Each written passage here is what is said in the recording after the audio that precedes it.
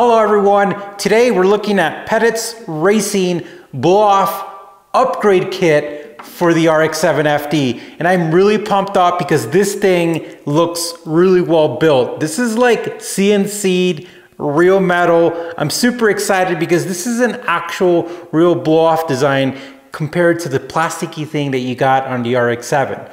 Now, I do want to give credit to Mazda because the blow-off valve system in my car is working fine. There's no issues. But we have this blow-off valve and it's supposed to give you some good benefits. So let's talk about that real quick. But what we're also going to be doing is we're going to be putting a GoPro in our RX-7 with the original blow-off valve. And then we're going to go for a drive. And then we're going to install this. And then we're going to go for a drive and check out the difference via a GoPro right next to it in the engine bay. But before that, let's talk about the benefits of this bad boy. This blow-off valve incorporates a full 1-inch inlet and discharge port, which provides quicker and higher discharge volumes of boost, and that gives a better boost recovery between shifts and reduces shock loads on turbo thrust bearings upon throttle closure. Now, this has been proven to reduce turbo failures and extend the life, and the added benefit is that sound, that whoosh, the coveted sound of the turbo power. All right, now that we learned a little bit about our new blow-off valve, we're gonna go ahead and go for that drive that we're talking about. You're only gonna see a black screen. I'll just put a nice picture of RX-7 on there, and you're gonna hear the noise of the original blow-off valve. Then we're gonna install it and then do the same thing with the other one. All right.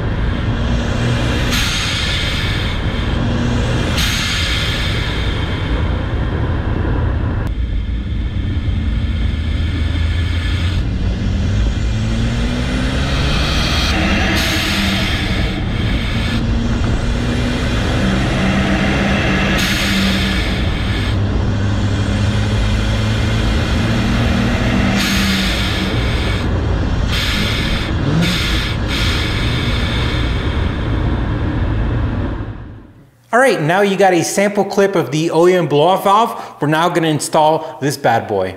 So I have a Pettit Racing air intake kit installed on my RX-7. So what I'm gonna do to start off this install is I'm gonna remove my strut tower. So if you have the stock OEM air box installed, that's okay because we have a video where we show you how to remove that. So if you need to know how to get to this pipe and you need to know how to work around it, that video could help you, and that's going to be part of the air intake kit installation for the Pettit Racing air intake.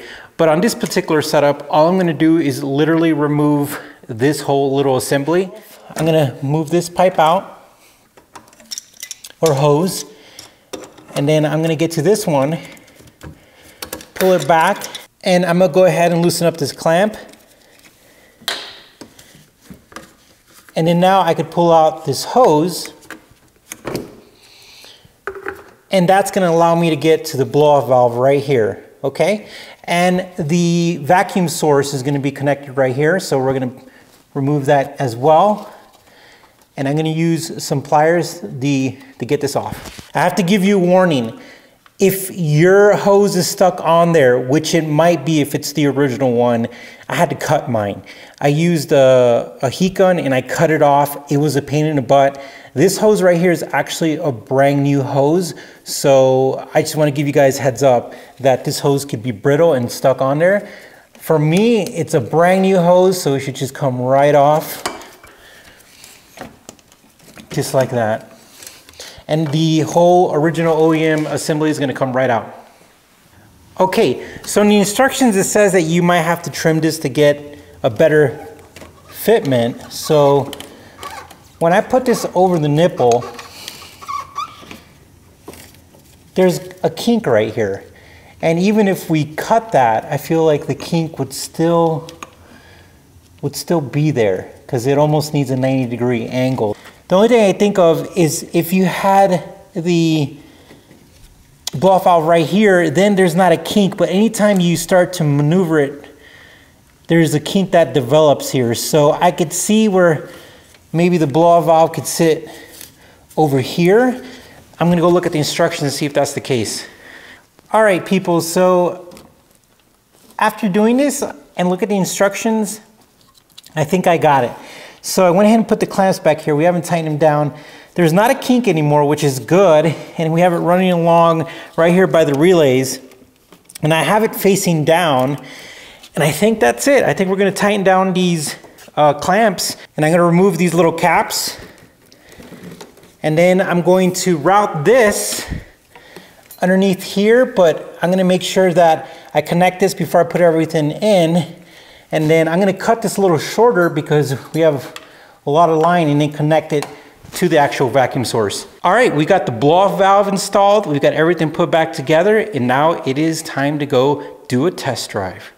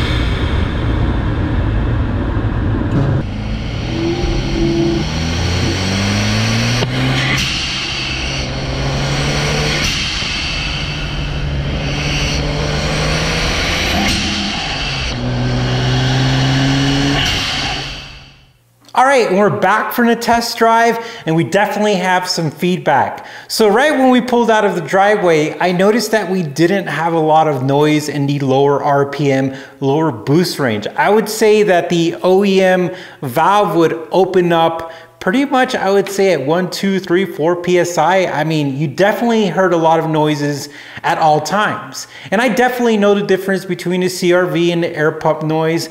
I could tell when the blow-off valve was coming on and off, and the OEM one was definitely a lot more noisier and a lot more action. And for me, I love that. I know somebody commented earlier that they don't like all those noises, but I do. Now, of course, we got to think about functionality versus sound. We all want to make sure that whatever is installed in our car is actually benefiting the health of the engine. So my only question is, at that lower RPM, since I don't hear anything going on, I'm not sure. I really don't know how to say if that's good or bad. I don't know if releasing ambient air at 1 PSI, 2 PSI is a good thing for the engine, or if the actual blow-off valve, the aftermarket one, isn't releasing that air and doesn't actuate after a certain PSI. And again, I didn't hear any turbo surge, but me personally, I think it's always good to kind of release that air no matter what. But I am not an expert, and I could be completely wrong, but I was definitely more interested about the lower RPM range, because at the top range, you definitely heard the new blow-off valve and it was distinct. Now, I wouldn't say it's very, very different, like, oh my gosh, like an HKS sequential turbo valve or a Greddy one. It sounded like the OEM one with more oomph and kind of a little higher of a pitch in the top. it sounded pretty cool. The only thing is, again, in the back of my head was like, why am I not hearing it at low RPMs? But I didn't hear any turbo surge. And for you guys who know about turbo systems, turbo surge is whenever your blow-off valve isn't working and that pressure goes back and hits your turbine and makes that choo-choo-choo sound. Well, we didn't have that, so we know that we were good there, that we were releasing some air. So I got back and I decided to get on the phone cam, and he told me that there's a spring inside the blow-off valve. I'm gonna play with it, because why not? But at the end of the day, I think it's pretty neat to have a lot of options. I think the OEM blow-off valve is doing a pretty good job, but I definitely see the benefits that the Pettit Racing blow-off valve could offer as well. Now, I'm gonna end the video here and I'm gonna play with this and see if I could get this fine-tuned, but I wanted to give you the whole entire story and give you my review based on my experience. If you have any questions and concerns, you could ask me or you could email Pettit Racing and ask them about it. But I'm really excited because anytime we get to test a RX-7 product, it makes me happy. All right, guys, thank you for watching. You take care, stay safe, and we'll talk to you soon.